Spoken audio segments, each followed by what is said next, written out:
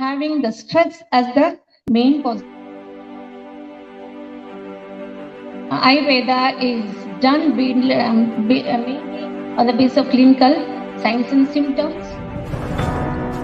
That is Prabhuta Avila Mutrata, they say. That is excessive urination. Excessive is quantity as well as the frequency, which is mixed with sugar.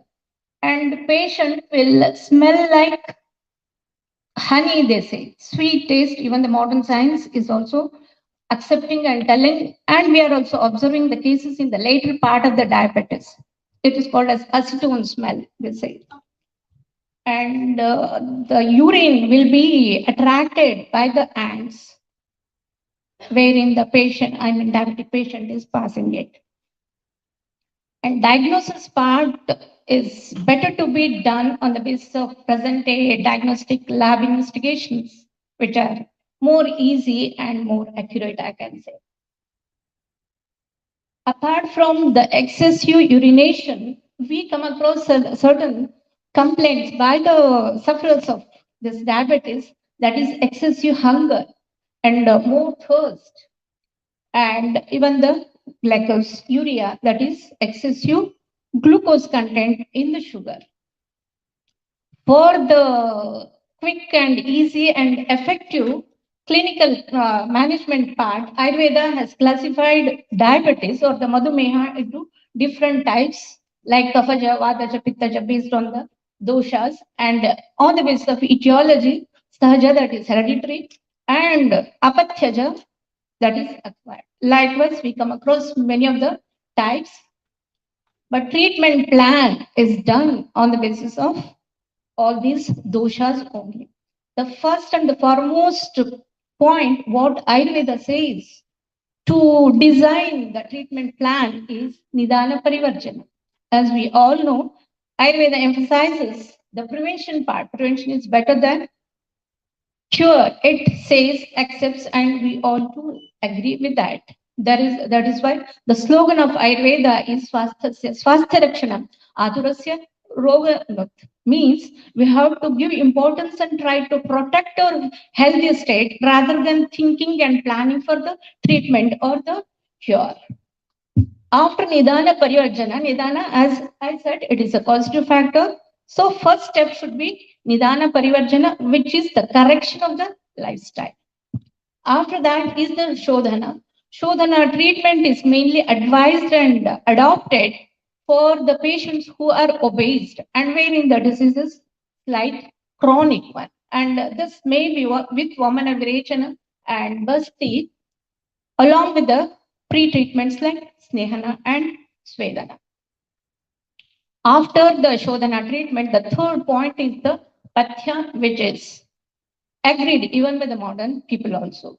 The plan of treatment according to modern science is the diet, exercise, and lastly the drug. And especially Ayurveda emphasizes this Pathya part. They say Pathya is the one which is taking the major responsibility of the treatment. Pathye sati gadarthasya kimaushadhi, they say. Pathye asati gadarthasya, once again means there is no necessity of any medicine if at all a person is following the dietetic or the diet advised dietetic regime, we can say. And on the contrary, if a person is failing or ignoring, neglecting the dietetic part, Pathya part, once again the drug will not give out the desired effective result. And the Ahara Dravyas, which are advised for a diabetic person according to Ayurveda, is mainly the full grains and the other food articles like Yava, that is barley, then Godhuma, wheat, and Purana Shali, that is old rice, and full grains, Purana Buddha, old jaggery, and pure honey, and vegetables which are bitter in taste. For everything, there is a classical reference. And Apatya, which are to be avoided, are the Ikshu Vikaras, means sugar products, and Kapha Kara Ahara Viharas, mainly the milk preparations and carbohydrates, meat preparations, etc. The fourth point is the vihara or the vyayama or the exercises what are included in the management of diabetes according to Ayurveda. Barefoot walking, different exercises, including yogasanas, pranayamas, and meditation are included in this. The study says that diet which is having the ingredients with low glycemic index, less quantity, and frequent use will help a lot in the management of effective management or controlling of the sugar level by an adaptive person. We all know that millets are admired to be the food for all lifestyle diseases, including the diabetes, because they are rich in high nutritional value but having low glycemic index. They are free from gluten. High fiber content is needed, and their nature is alkaline. They are having a rich source of antioxidants, which all these constants are actually essential and helpful to a diabetic person to lead a healthy life and to prevent as well as maintain the glucose level. The yogasanas which are studied and proved to be effective, helpful to a diabetic person are Sarvangasana, Halasana, Surya Namaskaras, then Navakasana, Dhanurasana, etc. If yogasanas are not possible to be followed, we can think about different exercises like cycling, walking, even dancing, and jogging, or working at gyms also will help. And pranayama, mainly the study, as per the study I am telling, Kapalabhati, Anuloma Viloma, Bhastrika, and Brahmari are proved to be effective and helpful to a diabetic person. Meditation, then Shavasana, chanting Omkara will help a lot to reduce the stress. Poor diabetic person in general and in specific, where the stress is the main cause for the position of this diabetes. Actually, this I have to go in detail, but time will not permit. There are n number of herbal drugs explained in almost all Ayurvedic texts. Along with that, even many mineral preparations and herbal-mineral compound preparations are dealt in detail. As I myself have guided many students to carry out such studies, but I cannot share that one. But the more probable mode of action of all these drugs could be inferred in this way. Many of the drugs are acting like insulin exactly, and some of them will stimulate the secretion of insulin by the beta cells of pancreas. And some drugs are helping in modifying the glucose utilization, and some are acting and giving miscellaneous effect. This we are taking as rasayanas. With the supplementation of many micronutrients, they are helping an individual, that is the diabetic person.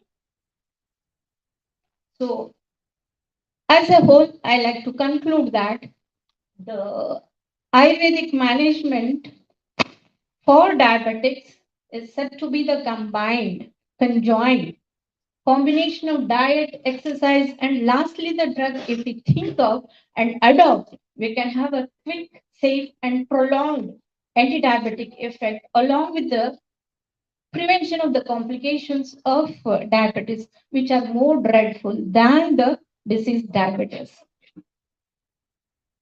I feel happy to share with you that just few days before, that is on the 5th of October, one of my book on diabetes itself is released. And this is totally for the general public, not for the technical experts. This book mainly highlights, explains about the diet, exercise, meditation, and etc. And I have tried to illustrate many of the pictures also of the what you can say the plants, medicinal plants, then vegetables, fruits, etc., which are friendly and which are unfriendly, non-friendly. They are also explained in detail, and more than 100 preparations, food recipes are explained, which are prepared by using the vegetables which I have advised, explained as the diabetic friendly. And those recipes are useful for breakfast, for lunch, and for dinner, as desserts, as snacks, and as side dishes like subjis and even raita, salads, and all. Categorically, they have been explained with the pictures once again. And even the dietary guidelines, how it should be, a week-long dietary plan for a diabetic person, etc., are explained. Sorry, I think that no, sorry. Yes, I learned. That's the book which made general public me to write and hand over it to me. Just before leaving India, I made it available to the desired people, the general public. Thank you all once again. Really, I like to thank the organizers which gave me this platform. I am highly thankful to Dr. Bharati who introduced me to this forum. I'll not fail in thanking my daughter-in-law, Mrs. Anaga Hiremat, and my son Amresh Hiremat, who helped me in preparing this presentation within 2-3 hours, I can say, because I came to know about this topic just day before yesterday, and I'm standing before you just because of their help. So wholeheartedly, with full affection, I'd like to thank them. Thank you all for giving me the opportunity and hearing me patiently. Thanks a lot.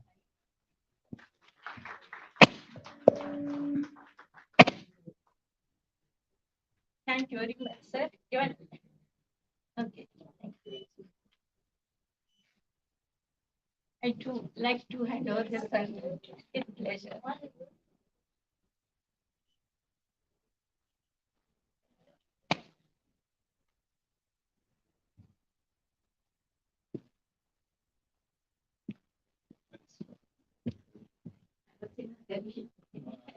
Thank you, ma'am, for your wonderful presentation on Ayurvedic perspective on diabetic management.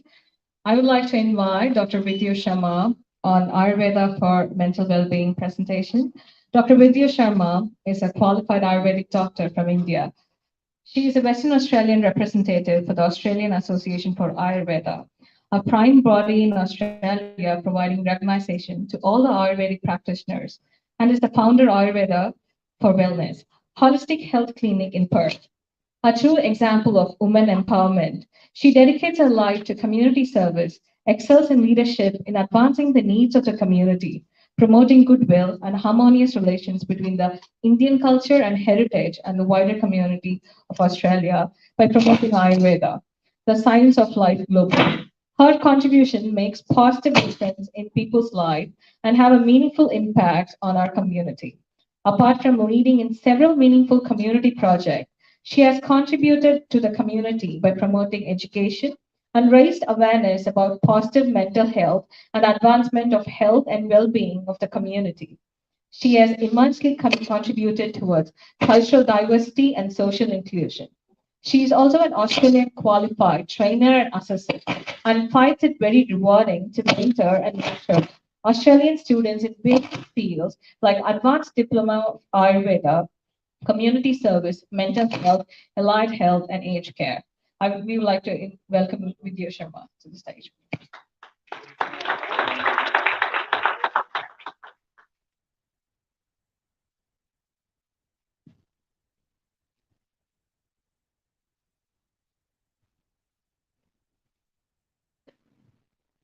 Thank you so much for that introduction, Hannah. Can I actually take this out? Yeah. A very good evening, everyone. Dignitaries, Consul General of India in Perth, Shri Amarjit, Consul General of Malaysia, Mr. Fikri, and Tracy Roberts, and everyone else who's given up their precious evening to be here with us celebrating Ayurveda Day. I would like to begin with acknowledging the traditional custodians of the land on which we meet today. elders, past, present, and emerging.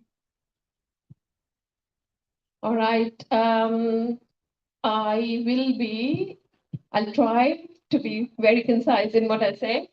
So my presentation, the topic is Ayurveda for mental well-being. In the introduction, you would have heard that I'm also an educator in the field of mental health, and this topic is also very, very close to my heart. Let's first see what is mental health.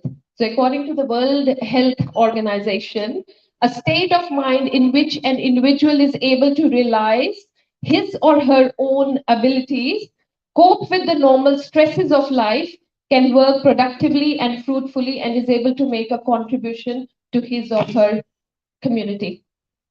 Now, a lot of focus is definitely on physical health, right? But more importantly, we all should be taking holistic health into picture. So when I say holistic health, definitely physical, mental, emotional, spiritual, even cultural well-being is very, very important.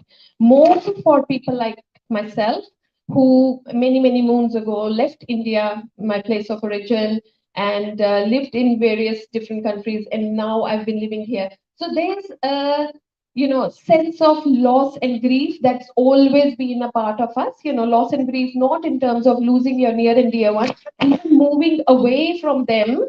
So there is that hole that's always there, which is somewhere or the other impacting mental health. So I've been an Ayurveda practitioner for over 25 years now. And what I have noticed, not just in my personal life, but also in my practice, physical health issues are seen externally. It's easy to get help for that. Even if you don't ask for help, I'm sure someone else would also indicate, that you need help. But mental health is something that we are dealing with internally all the time. And very rarely, and we also try to, I think, project an image before everyone, isn't it? We can't just open up in front of everyone. So there's a lot that's going on. And being very, very passionate about Ayurveda, I've always been, I have seen the benefits of the science of Ayurveda, especially in terms of mental health. Now, some common early signs of mental health, I'll skip through that slide. And what is important is what mental illness feels like. So if you see the surface, we say we are fine, but looking okay on the surface, but furiously treading water underneath. That is what mental health is. And I think majority of the people, if you ask them, how are you? The common reply would be, I'm good, thank you. Whereas we might be dealing with so much internally. And that is kind of the damage constantly that mental health issues are doing to us. I would like to focus on this slide because these are some stats according to what is happening in Australia. Now, this might not be the latest updated stats, but I'll take you through that. So the most common mental health issues, anxiety and depression, and with about 1 in 10 people affected at any given time. So look at the stats, how common mental health issues are. 1 in 4 people will experience a mental health problem each year. 1 to 2 people in every 100 will experience a more serious mental health problem in their life. So we're talking more serious other than anxiety and depression. So 1 in 7 Australians is either dealing with mental health issues or has dealt with it in the past. Now, I'm touching a very sensitive topic, just very briefly. So while we talk about mental health issues, it is important to mention suicide. So while we were talking about depression and anxiety, we're going towards the more serious bit, right? So that is, suicide is the leading cause of death for Australians aged between 15 and 44. And therefore a prominent public health concern. So people are hesitant or they cannot open up to ask for help. And what is happening in the process is leading to this particular state. Men are 4 times more likely to die by suicide than women in 2017. About 75% of people who died by suicide were males and 25% were females. I think males out of habit or personality like to put up a brave front. My husband very proudly came back, he went to India, his mother passed away. On coming back, very proudly, actually, he said that I was the only one who didn't cry. I wanted to, but I didn't cry. And he took pride in saying that. But actually, it's letting out of emotions. So, dealing with so much internally, and of course, it impacts mental well being. All right, so coming back to Ayurveda and what Ayurveda can do. So, Ayurveda integrates yoga, meditation, and pranayama, which is the breathing exercise, in order to improve mental well being. Some tips that I preach to my patients and I also follow in my own personal life. So drinking water, I believe, is very, very important. I always carry that pink bottle. Wherever you find me, it's there with me, and I start my day with 1 liter of water. I've been doing that for years, and for me, it's been beneficial, and this is what I preach as well. So I don't have time to get into that, so I'll skip that. Now, stress is the biggest killer, yes, and is a silent killer. We all know that. So Ayurveda can help with stress. I'm just gonna name, there's a picture. Last time I did this presentation here, I actually did some yoga showing that, but today I'm not gonna do that. So exercise, meditation, Shirodhara.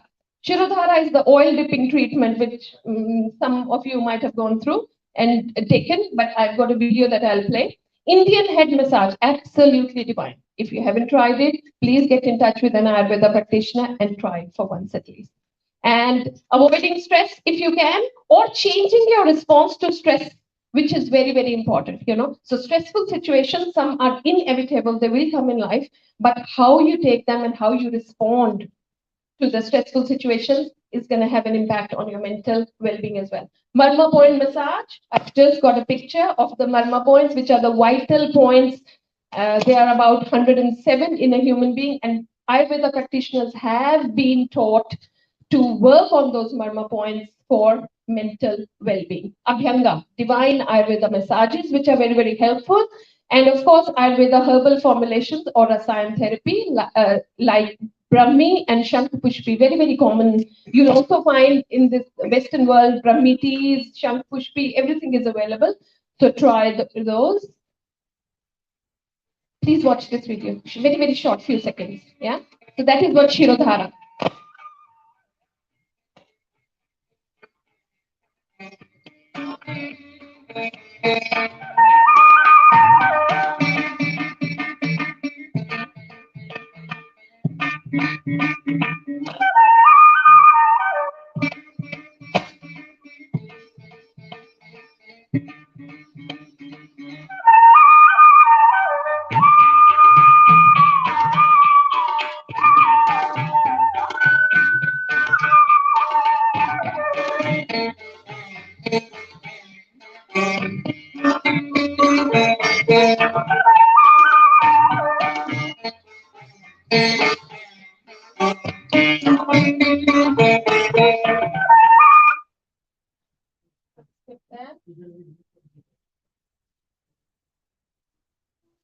All right. So talking about the video that you've seen, Shirodhara, now these treatments, you don't have to fly to India to get these treatments. These are very well available here in Perth. Several clinics, including myself running a clinic and various other practitioners.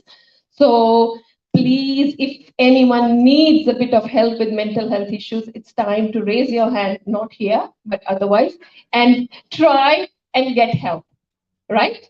Okay, so well-being, talking about well-being, two main aspects, feeling good and functioning well, very, very important. Sometimes when I am feeling low, I try and look good. That's my idea of well-being. When I think, okay, I'm wearing what I think is my most favorite outfit, I start improving my mental well-being. So you don't really have to go and spend money. There's so much that you can do within yourself to change the way your mental well-being is working.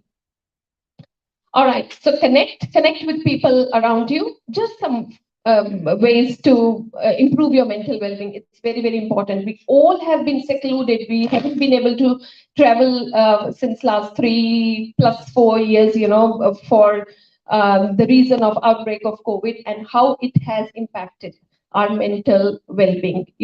Either we realize or we'll realize a bit later. So connecting with our own people, coming to community events like this, I think it's a marvelous thing for your well-being. And be active. So either go for a walk, which doesn't cost us anything, step outside, ride a bike, play a game, garden, dance, anything. Try and be active, and that also not just improves your physical well-being, but also mental well-being. Take notice, try and connect with nature. Panch Mahabhut, Prithvi, Jal, Tej, Vayu, Akash, that is where Ayurveda started from. And I think it's high time we all try and connect back to the nature. And that is why Ayurveda science is now becoming more and more popular, especially in the Western world as well. So just taking a walk in your back garden bare feet, and you'll notice the immense benefits. Do something nice for a friend or a stranger. It makes you feel good. Do something, giving back to the community. Each time I am a bit low, feeling low, I get after the Consul General and I said, let's organize an Ayurveda event, please.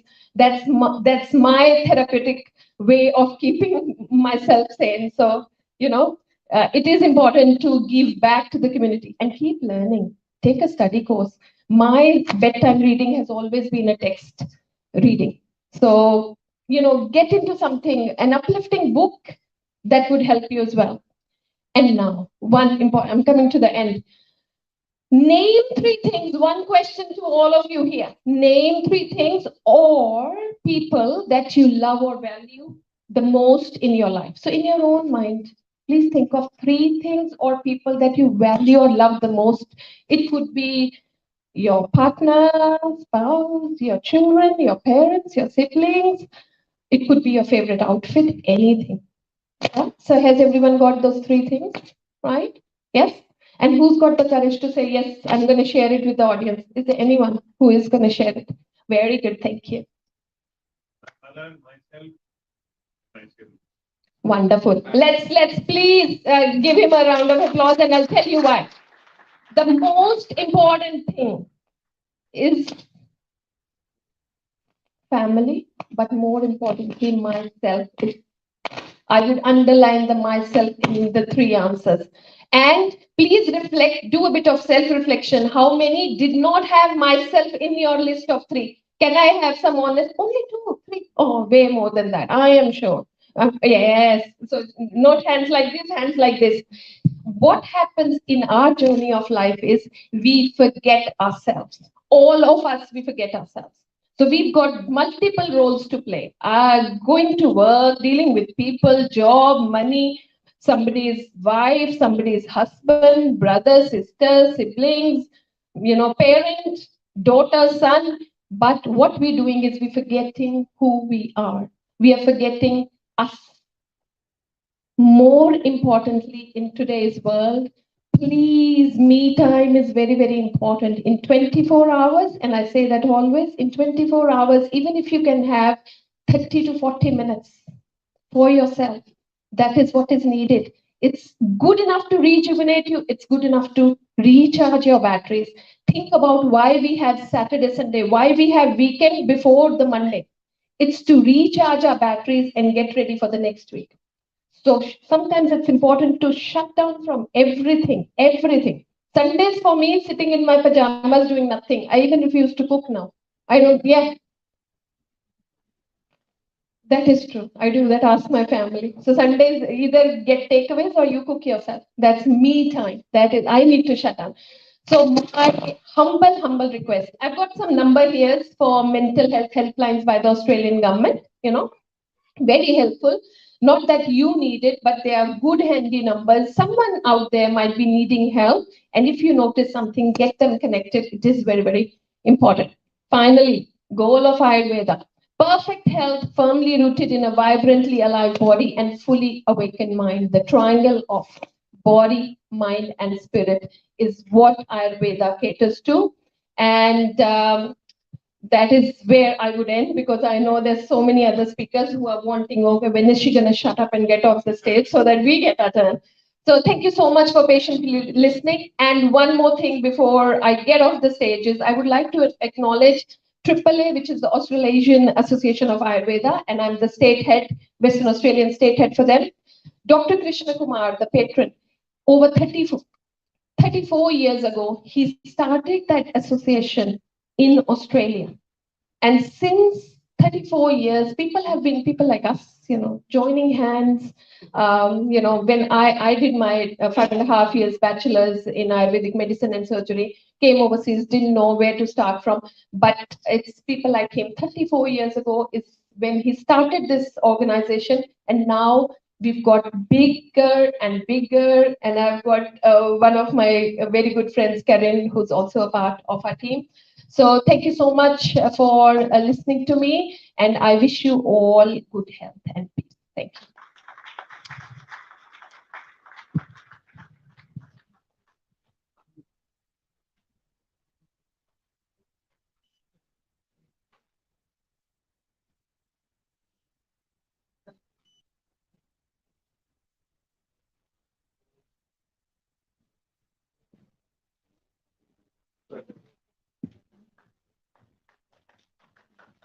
Thank you, ma'am, for your insightful presentation on Ayurveda for mental well-being. If you're feeling low or you have some mental problems or you're feeling low, if you need someone to talk, you know who to talk to, Dr. Vidyu here. Next, I would like to welcome Professor Kadambat Siddiq on Ayurveda Ahar. Professor, he's a Hackett Professor of Agricultural Chair in UWA and also the Director of the UWA Institute of Agriculture.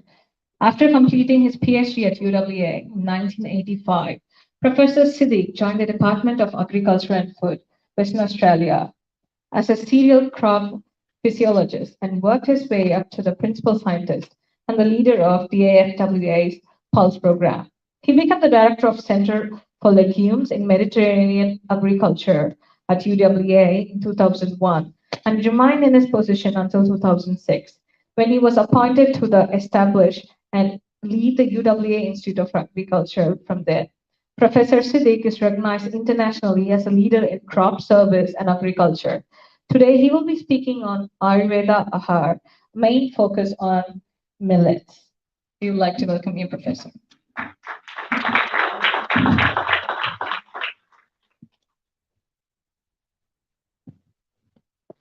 Thank you for that kind introduction, and also Amarjit Singh Ji for the invitation, distinguished guests, ladies and gentlemen. First of all, I'm not an Ayurvedic doctor. Only thing I can say is that the state which I was born, Kerala, is a wonderful place for Ayurvedic medicine. So, but I have been asked to talk about millets. So there was some mention by the first speaker about millets, and that's the AHA.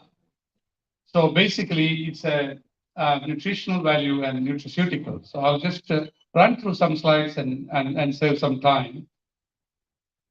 And we are going through a lot of challenges. Population is growing, but the most important thing I want to show is that the malnutrition happening, and that's the map which is shown there.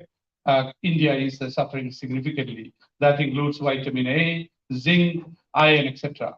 Most of that is coming from the diet we are taking and the climate. All these things are happening, but the food has a role to play. So one of the biggest problems is that we have been very successful in producing a lot of food, but if you look at that, world is dominated by three food: rice, wheat, and maize. Pretty much starch. And this is really causing a huge problem. And this is the success of the science and the marketing strategy. Then we have some other things are coming, but a lot of the poor people doesn't have been able to afford meat or other proteins and so on. So this is one of the major causes. The first speaker, the Ayurvedic professor, has mentioned about that, and the second speaker also mentioned. When you look at the global map, there's a significant proportion of children under 5 are standard or wasting and standing. That is the weight in relation to the height or height in relation to weight. And again, it is very sad when you look at India and sub-Saharan Africa, where we have done wonderful work in terms of green revolution, but we are now at a stage. I'll show you some more data. So this is a big problem in Asia and sub-Saharan Africa, where the children under 5 never reach the cognitive development. It's a vicious cycle. They will drop out of the school, and this is all largely coming from lack of micronutrients, in particular iron, zinc, vitamin A, and so on.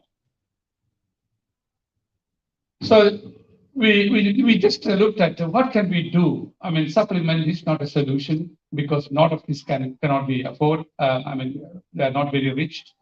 What we have done is that we have driven some of the traditional crops from Asia by the so-called Green Revolution. Rice, wheat, and maize pushed everything out. So what I call the Asia's forgotten crop, neglected, underutilized crop, I would like to call as a future smart food.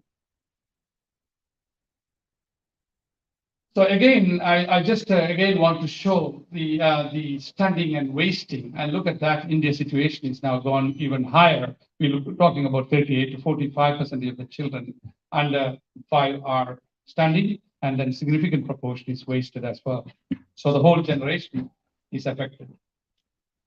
So what can we do? So the United Nations, I do some consultancy for FAO.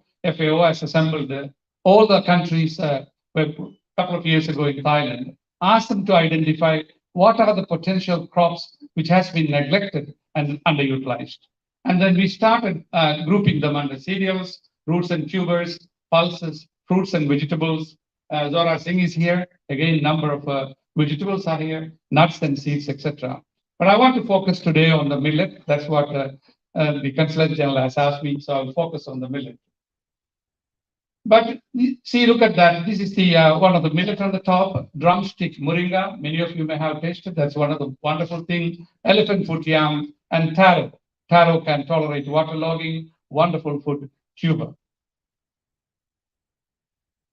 So if you look at the holistic approach, again, Ayurvedic approach, you need to look at the traditional crops and etc. Food and nutritional security. They are resilient to climate change because they have been traditionally grown. They can withstand harsh conditions.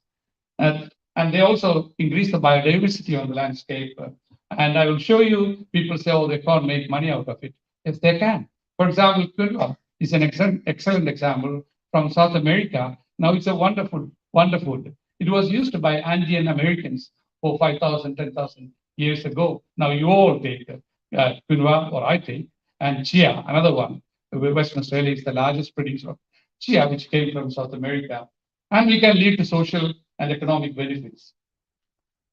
So now I'm just getting into millet. I'm not going to read everything. So millets, there are 2 types. The major millets include sorghum, in Hindi, jowar, pearl millet, we call bajra, and then the finger millet, ragi. Then you got quite a lot of millets called foxtail millet, poso millet, etc. These are some wonderful crops. India is one of the largest producers of the millets, but also sub-Saharan Africa. And now the modern world is looking for that. And you can go to the supermarket, you'll get that.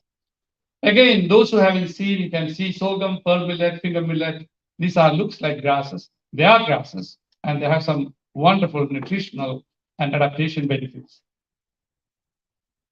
And where is it grown? It's grown all over India. This is the millet map of India. And the 5 millets, the top 5 states are Rajasthan for bajra or sorghum, Karnataka for jowar, ragi, Maharashtra for ragi and jowar, then Uttar Pradesh is bajra, and Haryana is for bajra. Enormous amount is grown, and they do very well, and the local people consume quite a lot there.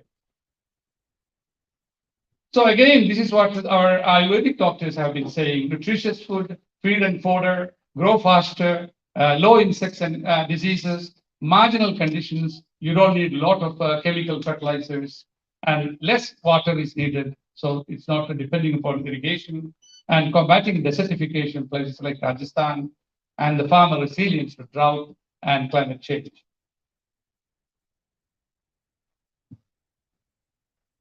And the government of India in 2018, let's call them as not millets, nutri-cereals. Now, this is a very common term used in India in order to promote, not to the villages, but the big mega cities. That's where the problem lies. And I won't go into the table, but if you look at the bottom is wheat and rice, all the millets are shown there. For example, poso millet has got 12.5% protein. What is in rice? Only 7%. Then you look at the carbohydrate, some of them are low. Then fat, again, 5.8 in barnyard millet. Crude fiber, which is so important for the gut health. I think the Ayurvedic doctor has been talking about it, 14.7%. Mineral matter, 4.7% in barnyard millet. Calcium, which is so important for the bone density, 344 milligrams per 100 grams. And the phosphorus, again, an important element, macro element for life, and that's 296 milligrams. Then this is all the traditional thing, beneficial, detoxifying the body. That's what the Ayurvedic doctor said. Lowers bad cholesterol, prevents onset of breast cancer, helps to prevent type 2 diabetes, which you mentioned just now, effective reducing blood pressure, helps to protect against heart disease or cardiovascular disease, respiratory conditions, including asthma, optimize kidney function, liver, immune system, and reduce gastrointestinal conditions. These are all from local knowledge, not necessarily from the modern medicine. And many of them have been proven by the Indian medical research and other areas. The next question is that, can I process that? India has mastered that. Look at that, puffing, flaking, baking, extrusion technology, and many technologies are available. So it's not as if someone has to invent. So India has Indian Institute of Millet Research, Indian Institute of Food Research, all has done wonderful work there. So again, 500 plus recipes, there you are. You know, millet masala idli, millet fruit salad, murukku, and many, many other ingredients. You can buy ready to eat from the supermarkets. I think probably Haldiram is selling even in Perth. So small millets, fast maturing, high water use efficient crops, wide adaptation, sea level, Andhra Pradesh to as high as 3,000 meters Ladakh. Finger middle, ideal for persons suffering with diabetic and gluten allergy. So those who have gluten with allergy, go for it. Market weaning food for children. So I got my first grandchild, and my wife said, we got ragi at home. So I said, let's do it next week and give to her. She just turned 1 year. So ragi is available, and ragi is considered as a nutritious food for the young and lactating mothers.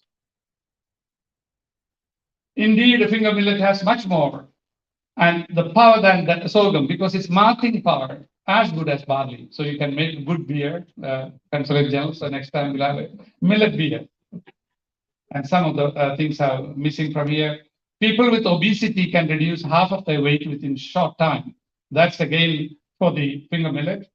So what they say is that 1 roti finger millet and leavened bread at dinner, along with 1 cup of cow's milk, do enormous wonders to our health. After 15 days, you will feel your body weightless, extra fat reducing, sugar controlling, very good sleep at night. This is because it filters the unwanted elements, etc. Again, people have shown this is coming from Ayurvedic. Barnyard millet, I won't read everything. Alignments such as open wounds, stomach disorders, indigestion, ulcers, sprains, bone fractures, abortion, and menstrual cycles, etc. It's a missing there. So we need next time a bigger screen. Yeah. Again, I just pick up what it is used as treatment of diapepsia. This is basically stomach problem, poor digestion, food stagnancy in the abdomen. White seeds are refrigerant and used in the treatment of cholera. So there's quite a lot there. Next one. Poso millet. This is another millet. A detoxification of the root is used as an antidote to poisoning, and there is again health benefits for women there. This is the little millet. Prevents constipation, heals all problems related to stomach, improves the semen counts of men, also helps for men with regular feedings. And the kodo millet is rich in phytochemicals, phytic acid, lowers cholesterol, phytate. Phytate is bad for you because it does not allow you to absorb the iron and zinc. High antioxidant activity, controlling blood pressure. The next one is pearl millet. Gluten-free grain is the only grain that retains alkaline properties after cooking. Most of them, when we cook, it becomes acidic, and people who have got ulcers and things, it is not good. So this is really those who have wheat allergies go for pearl millet. Now the last few slides again.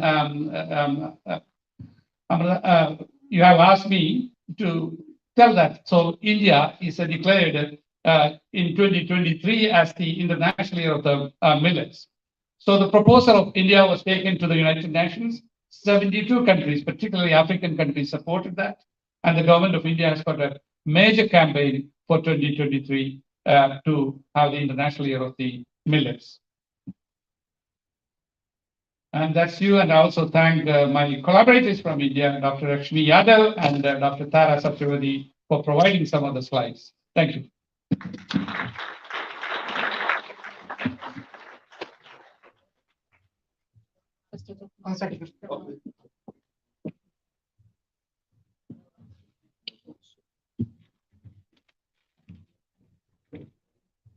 Thank you, sir. So phase one, we stay in there. Let's move to the side. Because the,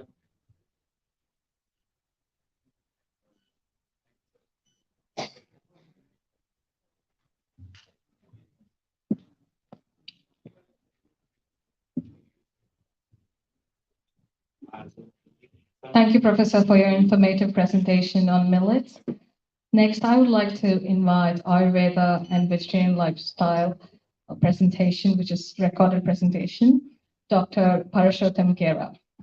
Dr. Parashottam Gera is a neonatal and pediatric surgeon who has completed his fellowship with the Royal Australian Asia College of Surgeons and Master of Medical Science from the University of Western Australia. Dr. Gera currently holds appointments at St. George of God, Midland, Murdoch, and Subiaco Hospitals, Perth Pediatrics, and Fiona Stanley Hospital.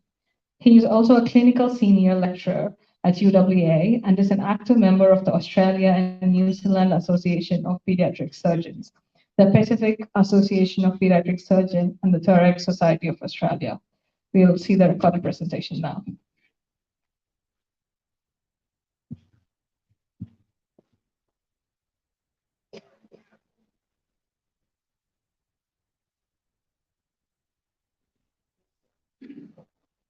Firstly, Kuduji, thanks for inviting me for this talk. Hi, everybody. I'm Dr. Gera. I work as pediatric surgeon in Perth, and I just wanted to share my experience about Ayurveda and lifestyle, vegetarian lifestyle, and how it can help us. My own experience, I'm a third generation doctor. My granddad and dad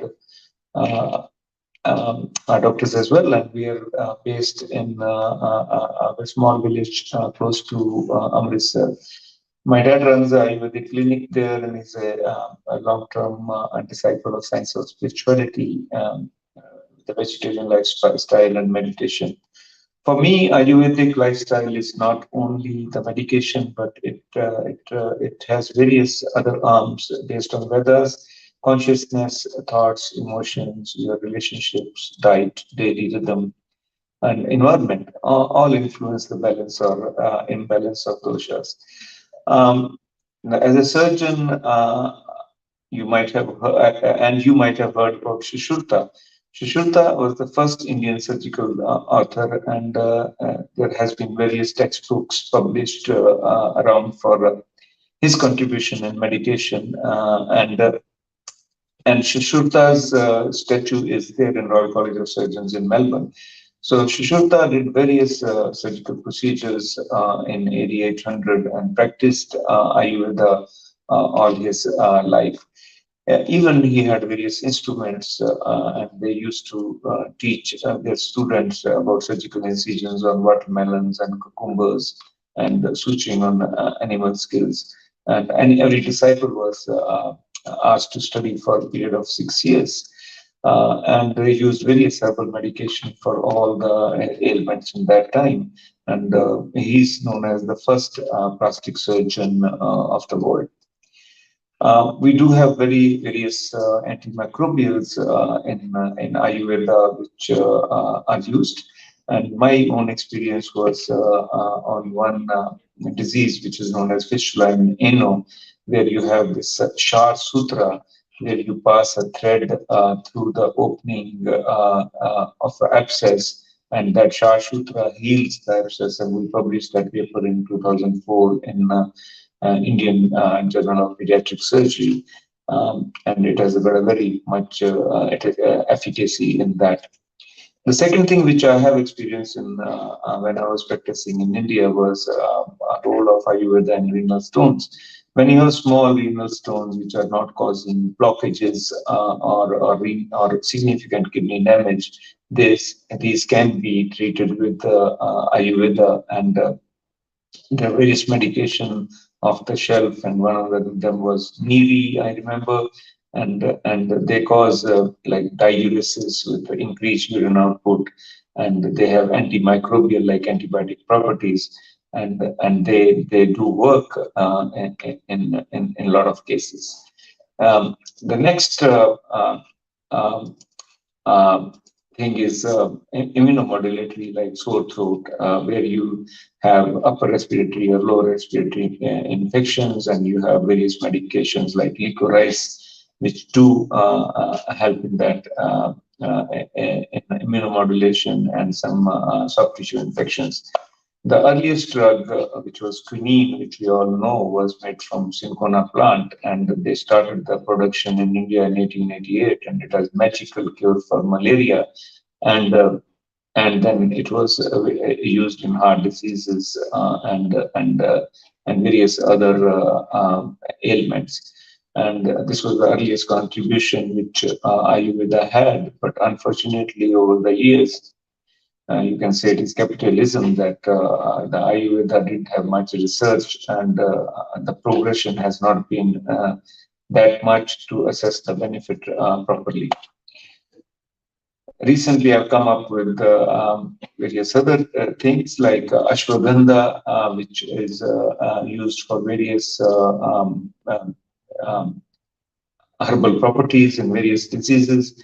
Gotu kola is said to be effective in arthritis. I have used turmeric in a lot of patients, and as we know, when we were in India, if somebody has an injury, they used to put turmeric in milk and ask them to drink.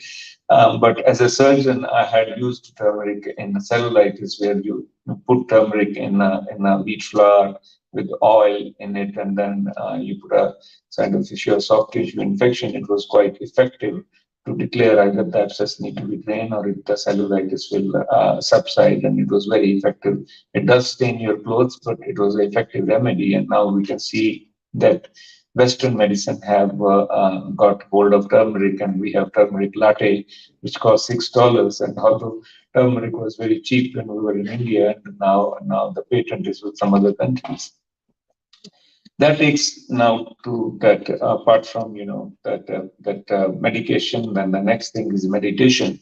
So meditation is very effective in controlling a lot of diseases like high blood pressure, heart disease, sleep patterns, tension, headache, and even chronic pain and depression. And meditation is various type, and what I practice is a Jyoti meditation, which learned from Science of Spirituality. And if you want to know further about it, you can go to the website or read some books. And I can say that meditation is quite effective to deal with the day-to-day issues, and does play a role in a healthy body and healthy mind lifestyle. I've been a lifelong vegetarian, and use of vegetables, fruit, and whole grain does reduces the cholesterol.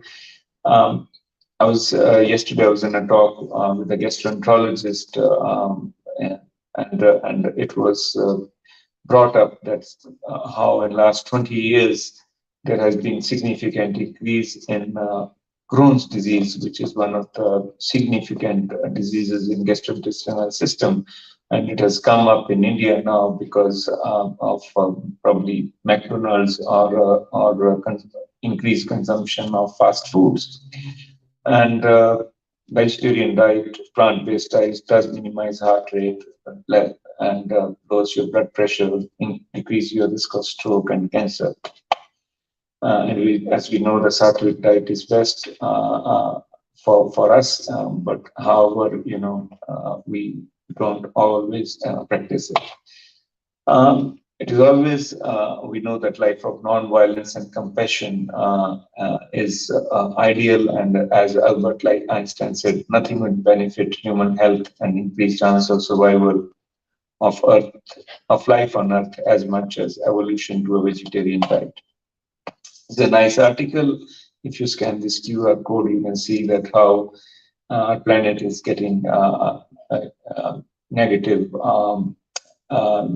global warming and disease load with the non-vegetarian lifestyle. And our temperature is increasing, and 23% of total greenhouse gas emissions are coming from agriculture. There's a lot of environmental cost we are paying by eating meat, and we need to think a bit more about it than what we're doing now. I'll talk about bowel cancer in Australia. The average consumption of meat is around 250 milligram per day. And when they eat 50 gram of processed meat, which is 18% increase of extra portion, there is 1.18 times risk of bowel cancer. And the processed meat is group 1 carcinogen like tobacco and asbestos. And it caused around 34,000 deaths in Australia, in worldwide, and only with 50,000 avoidable cancers.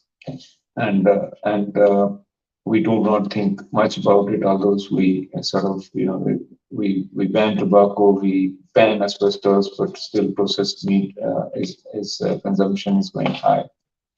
And if we look at the global diet of WHO recommendation, you can see that the benefit and the death avoided are much more with vegan and then vegetarian, and with the WHO recommended diet, there is you can avoid significant number of deaths if you have a vegetarian lifestyle. American Medical Association said that we should provide a variety of health food which are plant-based, low in fat, sodium, and added sugar. We've started a meat-free week to try to get people to eat plant-based food so that it helps with your lifestyle. Thank you very much. I'd be happy to come and talk to you if we have opportunity in future. Sorry, I couldn't be there physically today due to my work environment and work commitments. Sorry, and I wanted to just reinforce that vegetarian lifestyle, spirituality, and practice of yoga all go hand in hand. Thank you very much.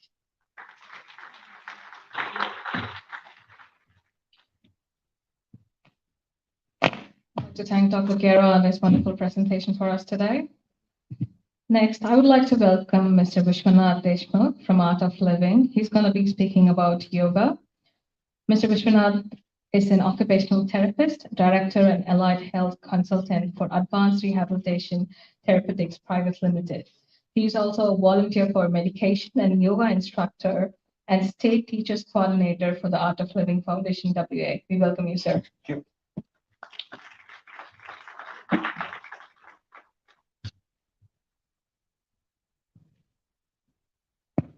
It's all working? Good. Right, so there's a lot of information so far. Let's experience something, right? So thank you so much for giving us this opportunity to do some little bit of yoga, some meditation and breathing. So how are we all now? Pretty good. Right, so the first thing what we are going to do today is, how many of us here know each other? Right. So I'm giving you 15 seconds. You don't have to move, nothing. You have to just turn and quickly say hello, hi, introduce yourself to the person sitting beside you, behind you, wherever you are. So your time starts now. Go.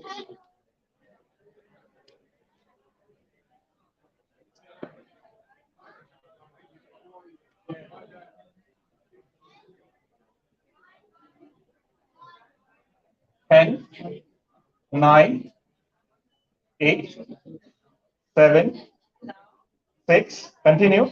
5, continue. 4, 3, 2, 1. Done?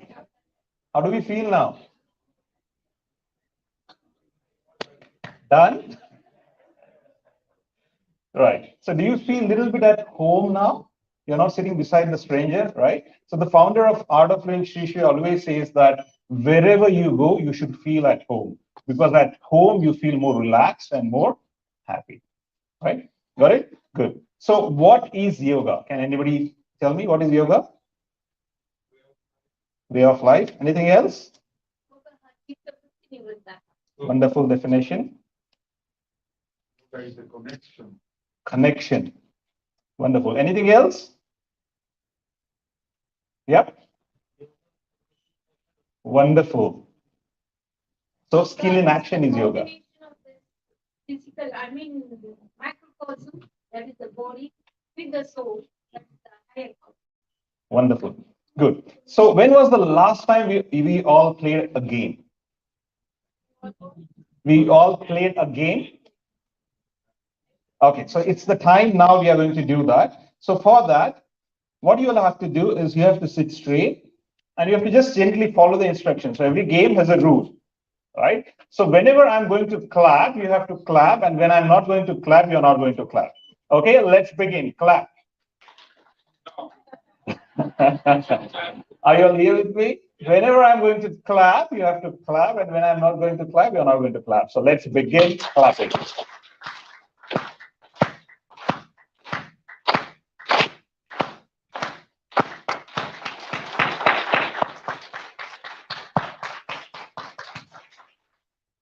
No. No, again.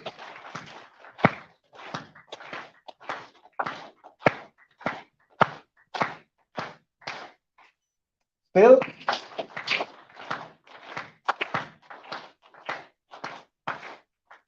Still. Still.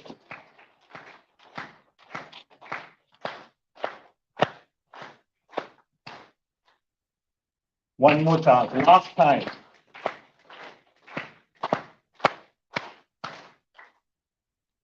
Are you all here with me right now? Are you all here with me right now? Can you snap like that? Here, in this moment? This is nothing but yoga, where your mind, body, breath is now. The past is gone.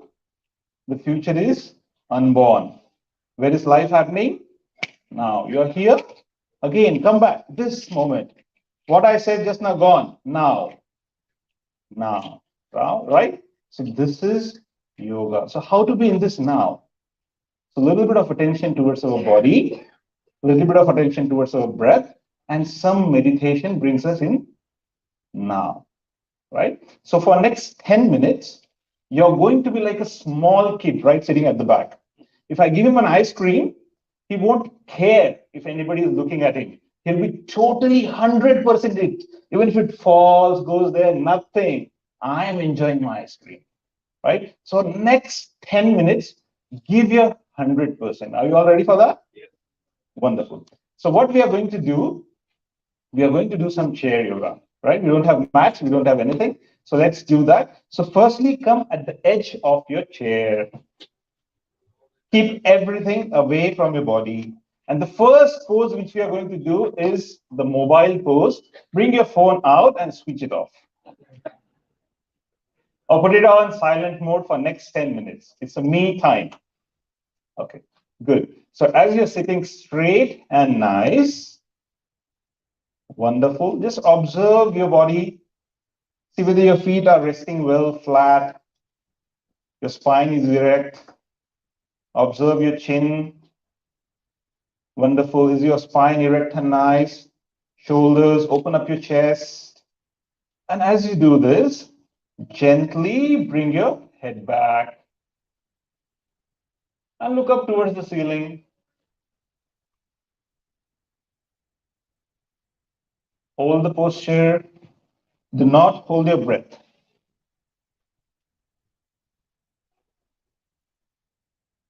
Continue.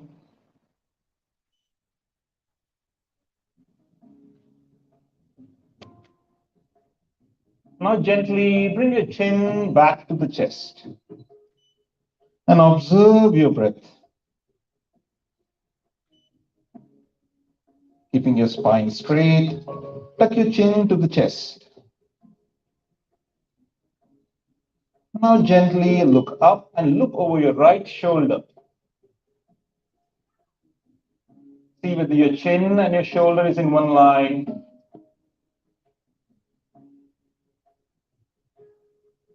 Look over your left shoulder.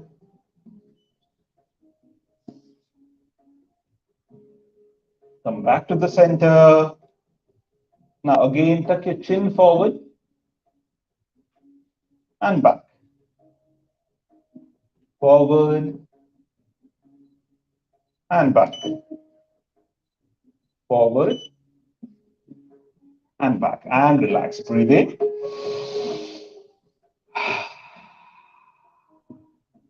Wonderful. Now, as you keep your hands on the knee, gently lift your shoulder blades up and give a nice stretch. Open up your shoulder blades. Whole day, we are sitting in front of the computer or on the table. And slowly, we get a kyphotic posture like that. So open up your chest.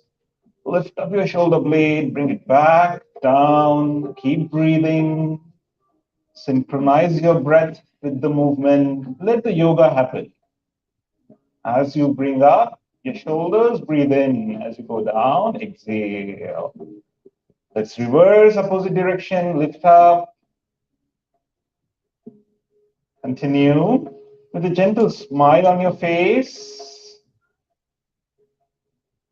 And relax. Breathe in again. Now, gently squeeze your eyes. Squeeze it harder, tight. And now open it wide. Wide. Again, switch it.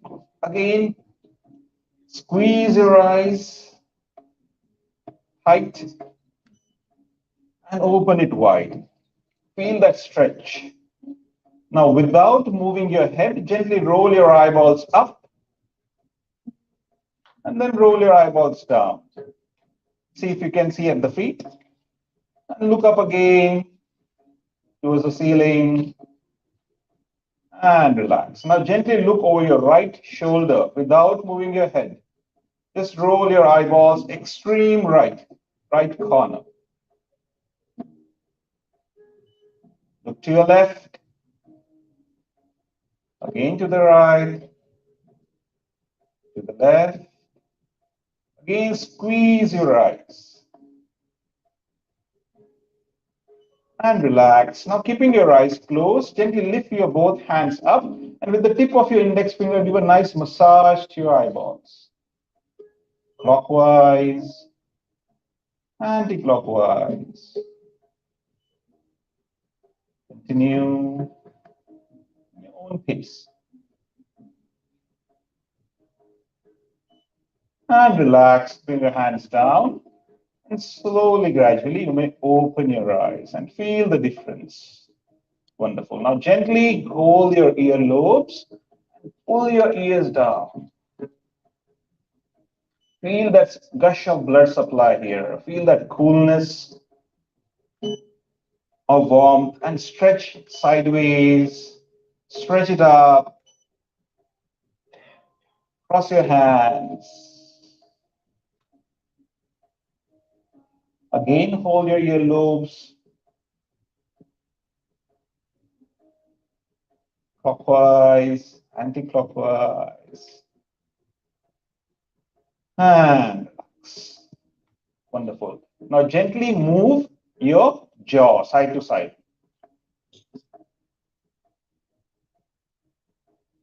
Forward, backward.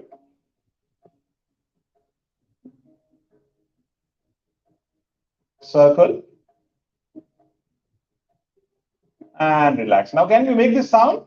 The kids at the back will like it. Louder.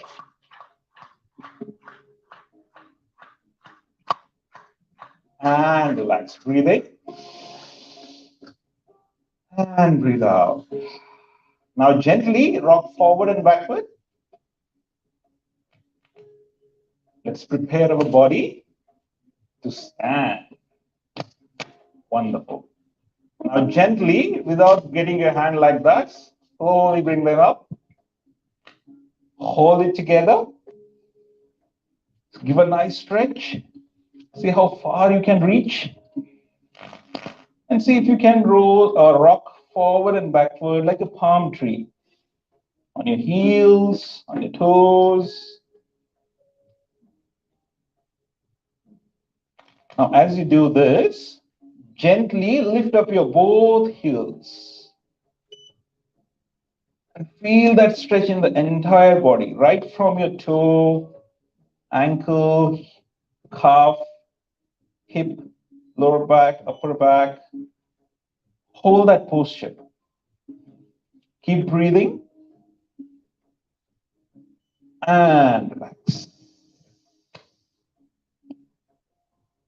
Now, every alternate person will take one step ahead. We are creating some space for each other to spread our hands. Wonderful. Now, gently lift your both hands up. Okay. Now, bring your hands gently behind your shoulder blade. Now, put your hands down, like palm facing down. Again, observe whether your hands are behind your shoulder blade. And give the nice, beautiful stretch. Gently lift your both hands up and feel that stretch right from your shoulder to your wrist. And if possible, bring your hand a little bit back. Hold that posture. Do not hold your breath. Keep breathing. You all feel the stretch? Wonderful. Hold it. And as you hold that stretch and the tension, gently make a big circle as if you're wiping a window. Feel that. 5, 4, 3, 2, 1. Let's reverse. 1, 2, 3, 4, 5, and shake it. Wonderful. Breathe in. Breathe out. Now gently bring your left hand up. Stretch it up towards the ceiling. Right hand close to your right knee or right thigh and bend to the right side. And if you feel that if you have bent a lot, then gently look up towards the tip of the middle finger.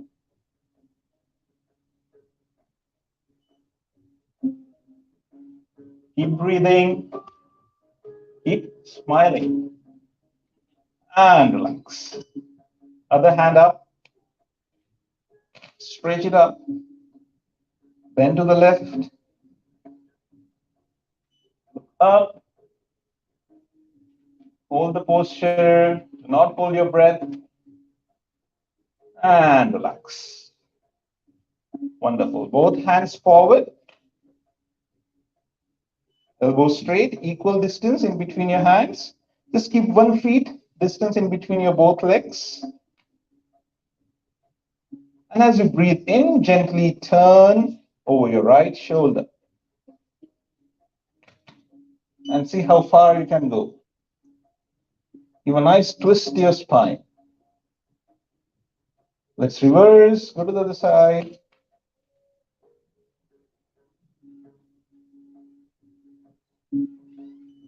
And relax. Now both your hands on your hips and a gentle backward bend.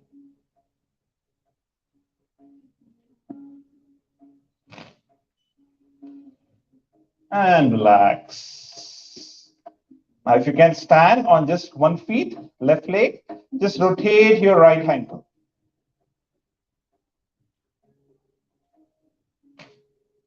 Opposite way. Squeeze your toes, stretch them in your shoes, squeeze and stretch. The leg up. Rotate your left ankle clockwise. Anti-clockwise, any clicking sound, it's waking up. Squeeze your toes, stretch them,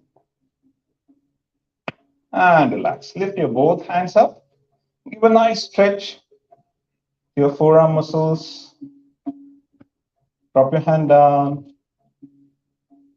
Other hand up. Down. Make a tight fist. Stretch your fingers.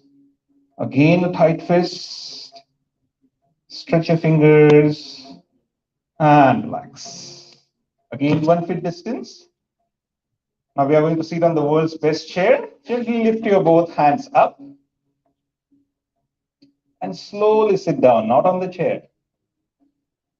On the imaginary chair. Now see whether your knees are not crossing your toes. Your spine is erect. If the chair is not clean, you can just clean it with your bumps. A little bit more down. A little bit of WhatsApp.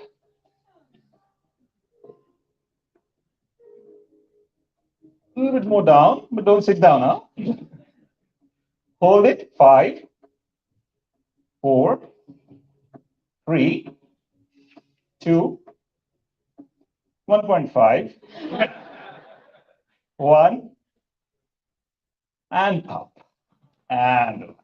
Now slowly go back and sit down on your chair.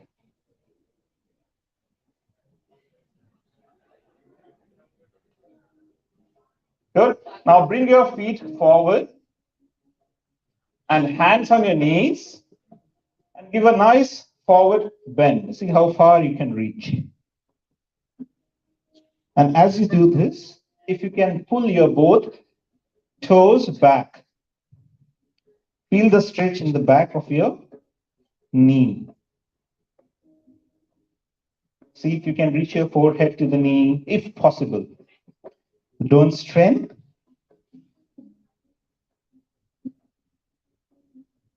And relax. Come back. Sit back comfortably. One last thing which we are going to do before we do some breathing and some meditation. Just bring your both hands up and now vigorously shake your body. Shake your hands, shoulder, head, body, feet. Have you seen how does a dog do when there is too much of water or dust? So let's get rid of that anxiety, worries. Shake it off. Shake, shake, shake. Let the building shake. Shake, shake, shake. Continue.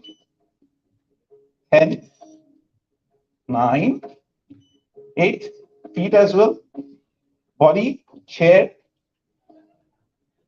Yeah. Continue. 5, 4, 3, 2, 1.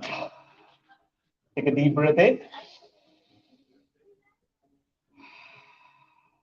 One more time, breathe in. Wonderful. Now we are going to do a beautiful breathing technique. How many of you are aware that when our right nostril is working, our left brain is working, and it's vice versa, right? So what we are going to do now, it's alternate nostril breathing, just to create that balance between the right and the left brain. So your left hand is on the left knee, and your index finger and middle finger in between your eyebrows. And with your right thumb, close your right nostril. Take a deep breath in. Through your left. Exhale through your left. Again, breathe in through your left. Close your left nostril with the ring finger and exhale through your right. Continue long, deep breaths.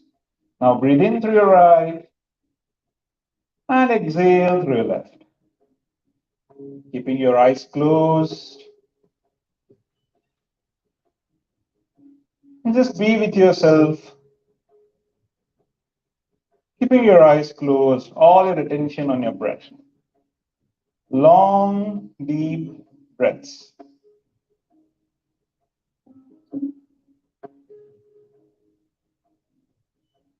Continue feeling each and every corner of your lungs.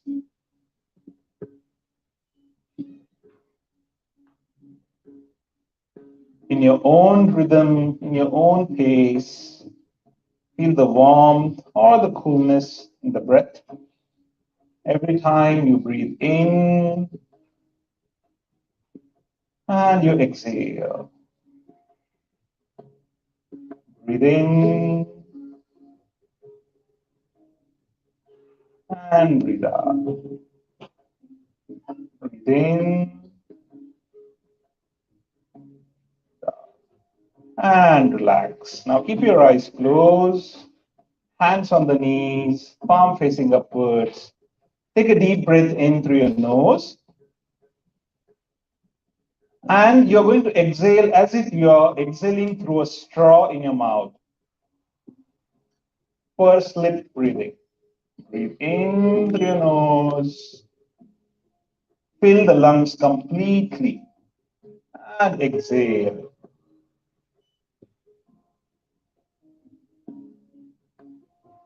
Breathe in.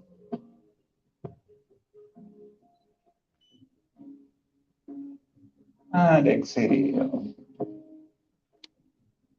Longer the better. Breathe in through your nose. Exhale through your mouth. Pull your tummy in as you exhale. Squeeze in. Again, a couple of more times. Breathe in. And exhale. And now, keeping your eyes closed, you may relax just for a couple of minutes for a guided meditation.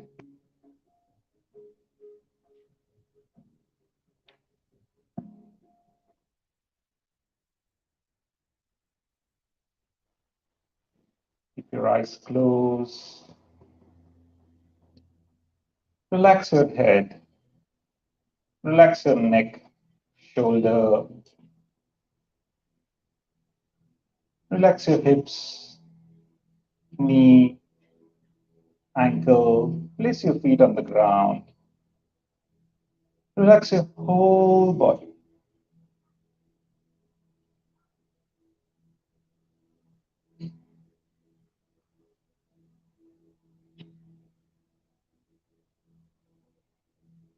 Become aware of the sound in this room, sound of the music, sound of the air cons, kids talking, distant traffic.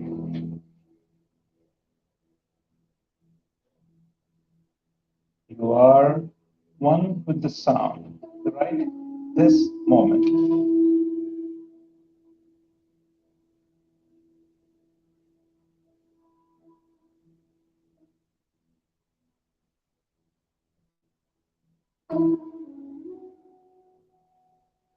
Breathe in and breathe out.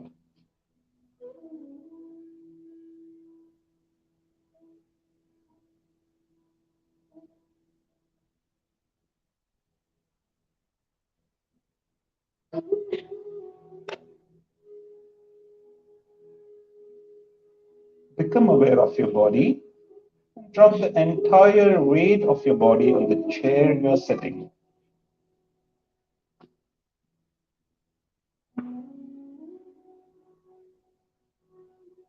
Gently, keeping your eyes closed, bring your attention to your right leg, left leg, genitals, abdomen, stomach, chest, right arm, left arm, throat, face, whole body. complete body. Breathe in and breathe out.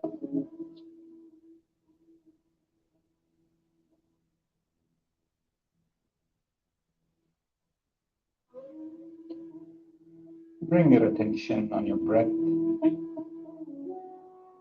Incoming breath energizes the body. Outgoing breath relaxes the body.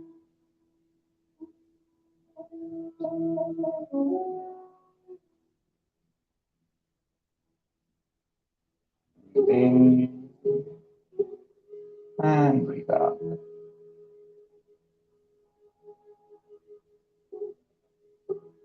Become aware of your thoughts.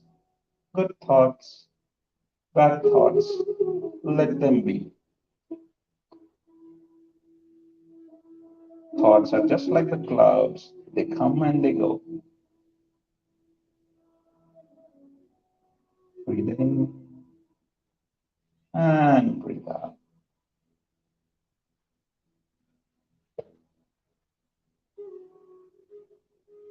Become aware of your emotions and feelings. They are just like the waves in the ocean. They rise up and they fall down.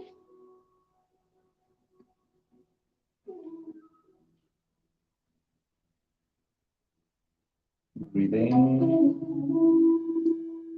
and exhale.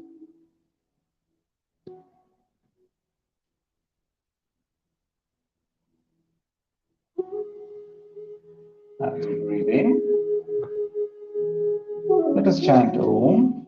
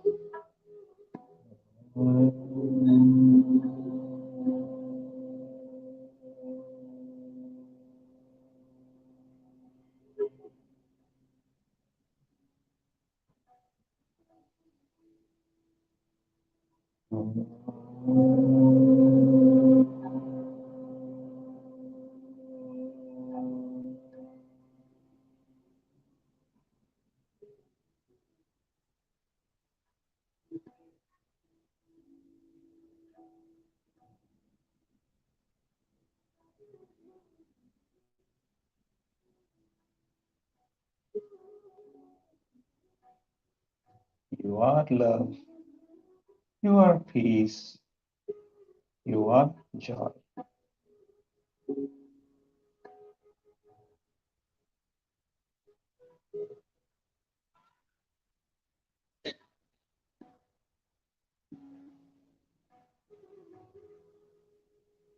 Become aware of your thoughts, if there are any. Become aware of your breath and body.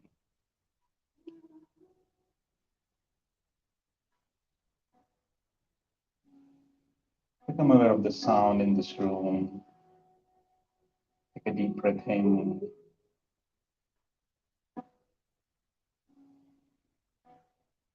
and breathe out. And whenever you may feel complete, you may open your eyes.